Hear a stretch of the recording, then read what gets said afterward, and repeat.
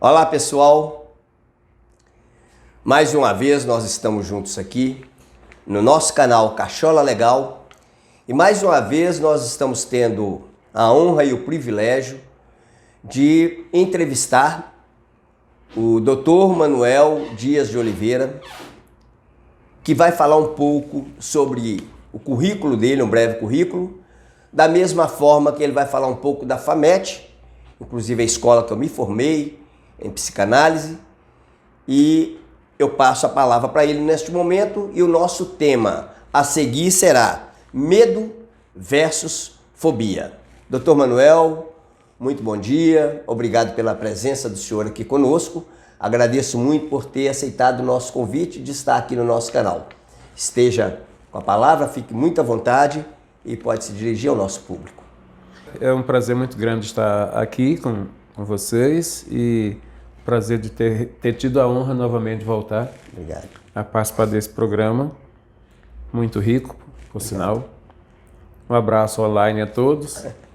Um abraço online. Eu sou Manuel Dias de Oliveira, mais conhecido como Dr. Manuel. Eu sou psicanalista, vai fazer 40 anos, agora em agosto. E sou doutor em Medicina de Saúde Mental.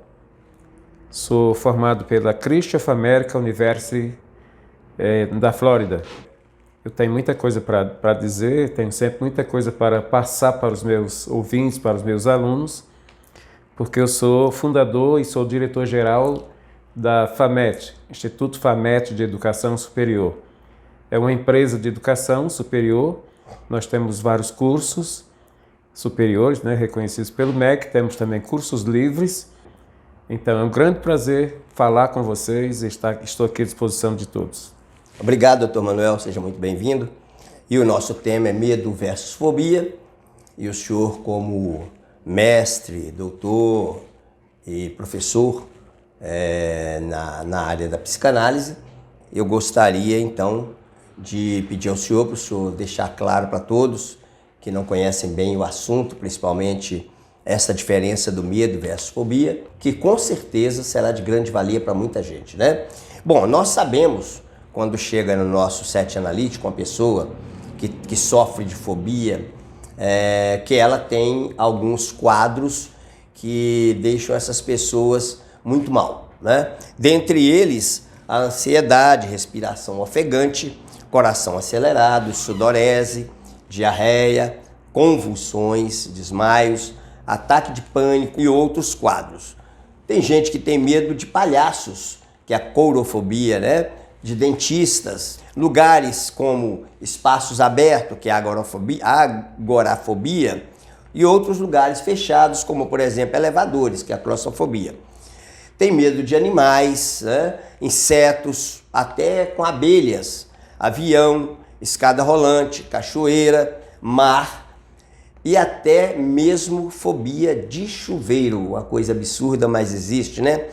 A mente, ela alerta o corpo que ele está em situação de perigo. E em seguida, o gatilho é disparado. Quais são os outros sintomas da fobia que o senhor pode passar para nós? Existem outros sintomas, além destes, citados por você, que eu julgo muito interessante para as pessoas conhecerem, saberem que aquilo é uma fobia. Como, por exemplo, existe a fobia de evitação. Essa fobia consiste em a pessoa sempre evitar situações em que ela tem que se expor publicamente. Tal qual, por exemplo, fazer a apresentação de um trabalho acadêmico, dar uma entrevista, ou fazer uma entrevista para fins de trabalho. Então, ela sempre foge disso, evita situações dessa natureza. Isso acabou sendo classificado como uma fobia de evitação, entendeu? É muito importante a pessoa, por exemplo, se alguém está ouvindo e tem esse quadro, então ela já passa a saber, através deste programa, que o que ela tem é uma fobia que se chama fobia de evitação. Existe uma outra que é a sensação de não conseguir controle.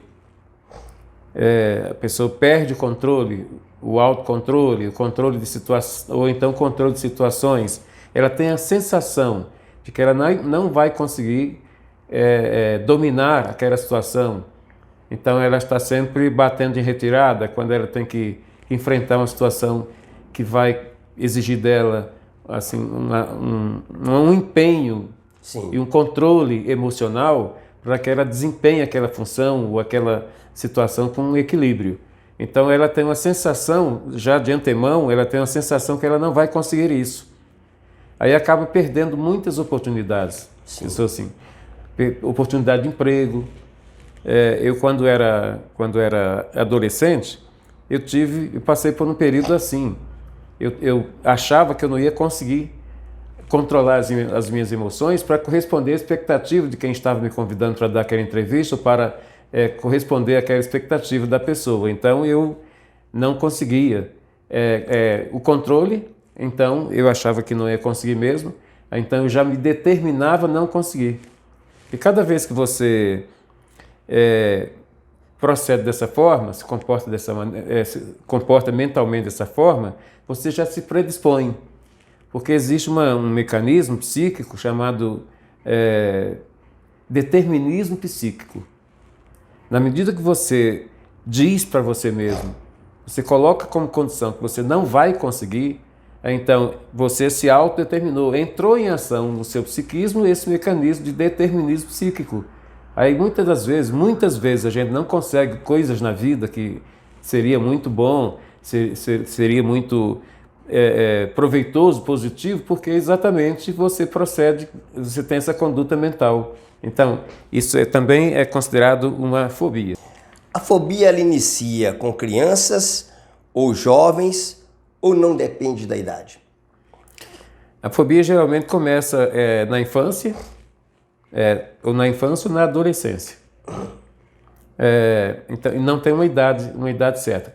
No período da infância, se não acontecer no período da infância, não eclodir no período da infância, vai eclodir, ou seja, vai surgir na adolescência. A adolescência essa situação é mais proeminente, sim, porque o período da adolescência é um período de dúvidas, de impasses, de questionamentos, muitos questionamentos, e de repente essa época da adolescência é mais propícia para acontecer. Sim. E ela pode ser considerada a fobia como patologia ou sintomas? E se o senhor puder também explicar o que é patologia e os sintomas, melhor ainda para o nosso público. Sim, não é uma patologia, é uma psicopatologia. Quando a gente fala de patologia, a gente fala de doença orgânica. Você tem uma dor de barriga, por exemplo, você tem um problema gastrointestinal, que pode inclusive ser uma psicossomatização, é um problema orgânico, físico, então é uma patologia. Psicopatologia são transtornos da mente, transtornos mentais. E as fobias são transtornos, então é uma psicopatologia. E transtorno, o sentido de transtorno, da palavra transtorno, significa alteração. Por exemplo, nós estamos aqui, aí você tem uma agenda para meio-dia, a gente sai daqui com essa agenda para atender uma situação ao meio-dia. O trânsito está fluindo normal, mas no meio do caminho acontece um acidente. E aí causou uma interrupção do fluxo do trânsito. Aí você não vai chegar ao meio-dia, naquele horário agendado. Aí outros compromissos que você tenha depois daquele, também você não vai conseguir cumprir.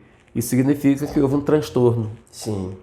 Por que houve um transtorno? Porque houve uma alteração de condutas, uma alteração de comportamentos, uma alteração de situações.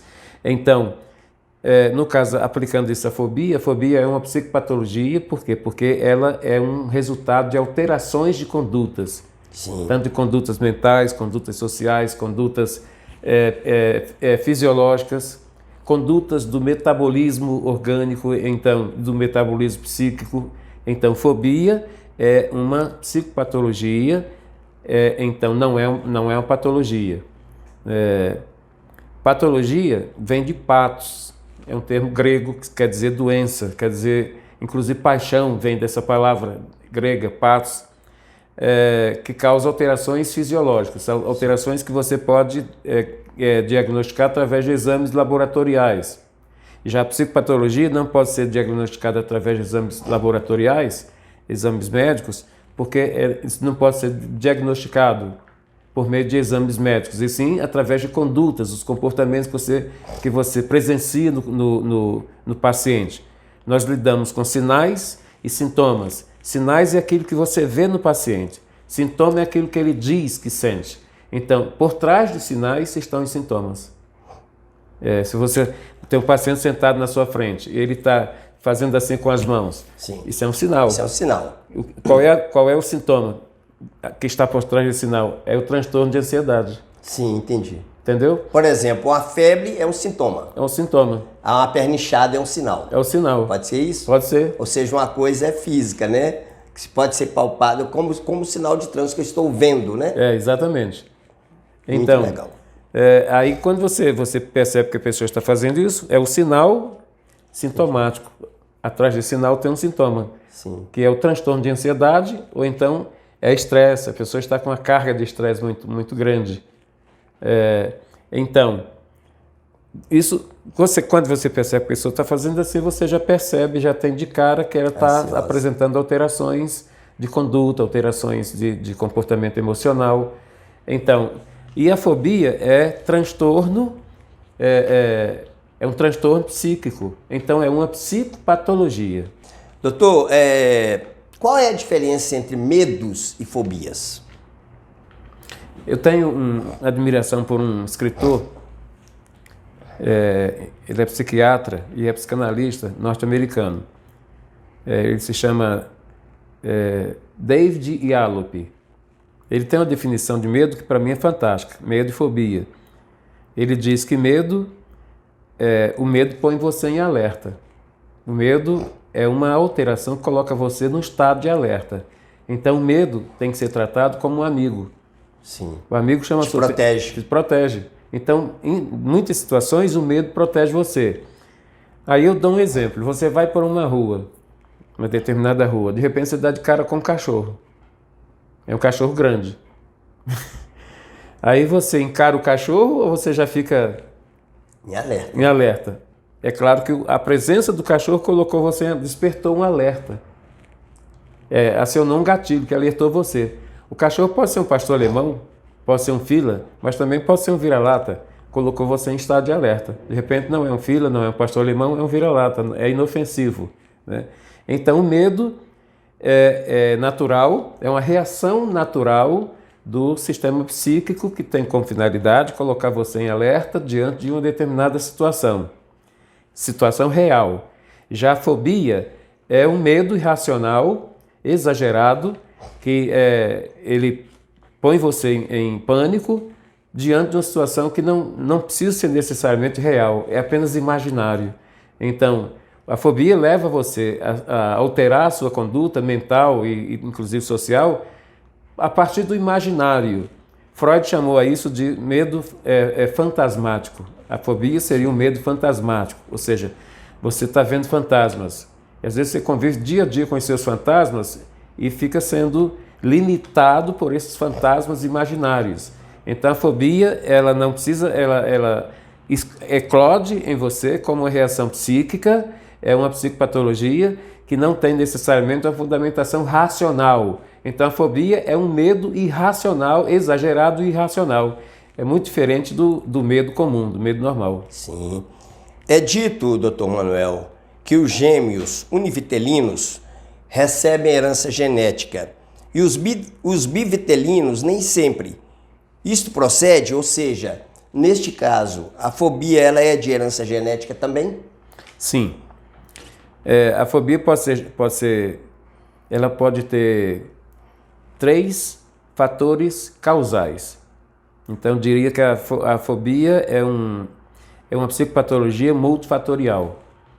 Ela pode ser genética, então a pessoa, quando é genética, qualquer doença que é genética, a pessoa já nasceu trazendo no seu genoma um gene predisponente, ou genes predisponentes para aquele comportamento, aquela doença. Então, se depois a doença aparece, ela pode ser de origem genética, né? Sim. Pode ser de causa genética.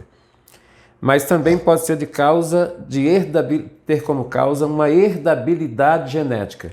Ou seja, a pessoa não nasceu com gene predisponente ou com genes predisponentes. Mas entre os familiares, ou seja, no núcleo familiar até a 4ª geração, há alguém que é portador daquela psicopatologia ou daquela patologia, e a pessoa trouxe isso como herança. Sim. Transgeracional. Então, existe uma transgeracionalidade. A pessoa pode ser vítima dessa transgeracionalidade. Ou seja, ela herdou alguma coisa, tanto que é de condição física ou de condição emocional, mental. O terceiro fator causal chama-se constitucional. A pessoa, como é isso? A pessoa convive no meio, num ambiente, há pessoas ali naquele meio com quem ela convive que tem aquela conduta, tem aquele comportamento, tem aquelas reações. Aí, pelo fato dela conviver com essas pessoas, ela está sempre com essas pessoas, então ela aquilata, ou seja, ela absorve aquelas condutas, aqueles comportamentos e acaba apresentando sintomas dessa patologia ou dessa psicopatologia. Então, ela tem aquela psicopatologia ou aquela patologia por constitucionalidade, se constituiu nela. Por exemplo, nós temos o diabetes tipo 1, que é genético, e temos o diabetes tipo 2, que é por constitucionalidade, se constitui em você por causa do estresse. Interessante. Entendeu? Agora, doutor, pode ter também adquirir através de um evento, como por exemplo um assalto, um motoqueiro, por exemplo, que eu tenho uma paciente que ela não pode ver uma pessoa de moto, que ela entra em pânico, né? Ou seja, um evento também pode levar a pessoa a adquirir a fobia. Sim, aí ela tem a fobia por constitucionalidade. Se constitui também é nela, a mesma forma. Porque aconteceu um episódio, um evento que disparou o gatilho da fobia. Entendi. Ela teve um medo, porque inicialmente a pessoa tem o medo, é assaltada pelo medo, ela é tomada pelo medo. Depois que vem a fobia. Mas depois, posterior ao evento, ao episódio, esse medo pode se transformar em fobia. A fobia se instala. Se instala. Sim. Quais são os tratamentos, doutor Manuel? Psiquiatria, terapia, TCC? Qual, no caso aí, o que o senhor acha que é mais adequado? Bom, essas questões psicopatológicas, a maioria delas, o tratamento é multidisciplinar. É o tratamento medicamentoso, através da psiquiatria, são antidepressivos, né, são recaptadores de serotonina, de GABA, etc. Sim. Então, esse tratamento passa pelo medicamentoso, pelo psiquiatra, pela psiquiatria. Esse tratamento também depende de terapia cognitivo-comportamental, que a maioria das fobias, dos transtornos, a psicoterapia comportamental, cognitivo-comportamental, é o TCC, mas não é TCC de trabalho de conclusão de curso, não. É TCC, terapia cognitivo-comportamental. Essa terapia é feita pelos psicólogos, é uma especialização da psicologia. Para muitas psicopatologias, o TCC é mais eficaz do que qualquer outro tipo de tratamento psicológico. E a fobia, o TCC é eficaz no tratamento. Também pode ser como psicanalista, que o tratamento é através de análise. Sim. Por quê? Porque a análise, existe uma diferença entre o tratamento que é feito pela psicologia e o que é feito pela psicanálise. O tratamento é quase o mesmo, tem pouca diferença, com a diferença fundamental de que a análise torna consciente o que está no inconsciente. Porque tudo que acontece na nossa vida gera um registro. Esses registros já estão sendo armazenados na mente, ou no cérebro, ou no consciente da pessoa, já a partir do 6º mês de gestação. Sim. Quando se instala o psiquismo pré-histórico. E aí, através de uma conexão chamada de conexão simbiótica, ou seja, mecanismo de conexão simbiótica, esse é o termo técnico. O que a mãe vivencia em termos de emocionalidade, em termos de tensão, em termos de estresse, em termos de ansiedade, o que ela vivencia na sua vida emocional ela instala isso na vida emocional do feto, que a partir do sexto mês de gestação, a criança já tem vida emocional. E ela já está armazenando esses registros. Então, a psicanálise tem acesso a esses registros. A psicanálise tem os meios, as técnicas, a metodologia de acessar os registros que estão no inconsciente. Então, acessando os registros que estão no inconsciente, ela vai tratar dos registros que resulta na etiologia causal, na gênese etiológica, são termos técnicos, ou seja, as pessoas dizem assim, essa doença é de fundo tal. Fundo não é um termo técnico. Gênese etiológica é um termo técnico, é o início de tudo. Então, a psicologia acessa a gênese etiológica. Então, por isso que ela parte do início de tudo para chegar às reações desse registro. É como, por exemplo, você está com dor de cabeça, o tratamento psicanalítico é mais ou menos assim. É como você está com dor de cabeça e toma um analgésico. A dor de cabeça passou. Mas daí a pouco, daí um tempo a dor de cabeça vai voltar. Porque o analgésico tratou da reação. Mascarou. Mas a causa, o fator causal está lá no inconsciente. Então, a psicanálise vai ao fator causal. Indo ao fator causal, ela trata das reações que é a dor. Sim. Isso quer dizer que o recalque vem para o consciente. Sim. Aquilo que está recalcado também, da mesma forma. Durante todo o decorrer da nossa vida, nós estamos recalcando. Ou seja, o que é o recalcar? Recalcar, do ponto de vista psicanalítico, é você ir calcando uma coisa em cima da outra. Socando. Vai socando uma emoção patológica em cima de outra emoção patológica. Aí isso é o recalque. Freud teorizou sobre o recalque e o retorno do recalque. Aí nós temos uma capacidade limite de recalque, de recalcar. Isso é igual a escova aqui que você colocou com água para mim, mas se você estivesse debaixo de uma goteira, debaixo de uma torneira que estava pingando, aí de pingo em pingo ele vai encher. Todo esse espaço que comporta uma quantidade de moléculas de água vai encher. Quando ele chegar aqui, ele vai transbordar. Sim. Por quê? Porque ele chegou na sua capacidade limite. Máxima, né? Na capacidade máxima. O mecanismo do recalque, estou apenas ilustrando didaticamente, o nosso mecanismo de recalque é mais ou menos como esse copo. Cada emoção é um pingo d'água que vai enchendo o copo. Quando chega no limite, ele vai transbordar. Então, quando ele transborda, quando o mecanismo de recalque transborda, ele vai transbordar, ele vai através de patologias, ele vai transbordar através de sonhos, ele vai transbordar através de atos falhos, de xistes, ou seja, aos mecanismos de acontecer o retorno do recalque, ou o retorno do que está recalcado. Sim. Esse é o mecanismo de recalque. E durante a vida inteira nós estamos recalcando nomes, recalcando situações, recalcando pessoas que nos ofenderam, que nos trataram mal. Você está recalcando. Isso é um processo que acompanha você desde o início da sua vida.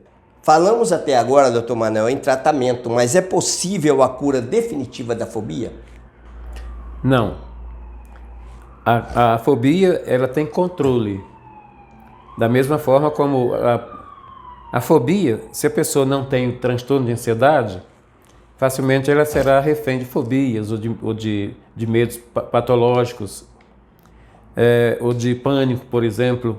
Ou seja, ela é o núcleo central. O transtorno de ansiedade, vou colocar aqui como núcleo central. Aí tem outras psicopatologias que estão conectadas a esse núcleo. Na medida que você trata o núcleo central, que é a ansiedade, aí sim, os outros transtornos nucleares vão diminuindo a sua proeminência, a sua força, vai perdendo força. Então, aí ganha o controle. Ou seja, não há uma cura definitiva, mas há um controle. Definitivo. Esse controle é medicamentoso e analítico.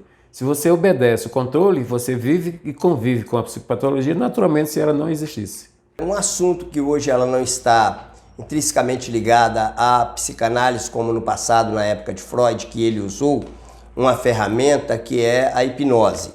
Eu sou hipnotista e sou hipnoterapeuta, trabalho com hipnose aqui dentro do meu consultório e já ajudei bastante pessoas com história de fobia através da hipnose mais a psicanálise. O que o senhor tem a dizer, qual é a sua opinião com relação ao tratamento hipnoterapeuta e também o que o senhor sugere para a pessoa quando ela coloca o pé na primeira experiência da fobia. Hoje, a maior parte dos pacientes do nosso consultório são portadores de transtorno de ansiedade, são portadores de depressão, transtornos depressivos, são portadores de transtornos bipolares ou transtornos de humor de um modo geral. Aí eu estou tratando dessa pessoa e eu já faço indicação. Bom, eu tenho algo para indicar para você que vai auxiliar de forma muito legal o tratamento analítico que você está fazendo, que é a hipnose. Aí já indico, aí já encaminho. Eu vou encaminhar você para o doutor Almeida, por exemplo, né?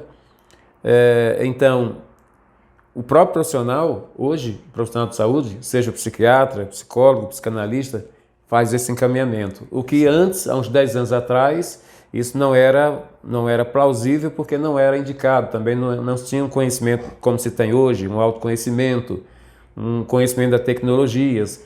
Com o advento da neurociência, muitas dessas tecnologias se tornaram conhecidas e foram postas em uso. Então, os próprios profissionais de saúde mental fazem o encaminhamento. Doutor Manuel, que pena. Nosso tempo terminou. Muito obrigado a todos. Muito obrigado, doutor Manuel. Seja sempre muito bem-vindo. Espero que o senhor volte mais vezes, que é um prazer muito grande recebê-lo e nosso consultório está aí à sua disposição. Muito obrigado. Eu estou sempre disponível para você e para o seu programa. Muito obrigado por tudo. Até o próximo tema.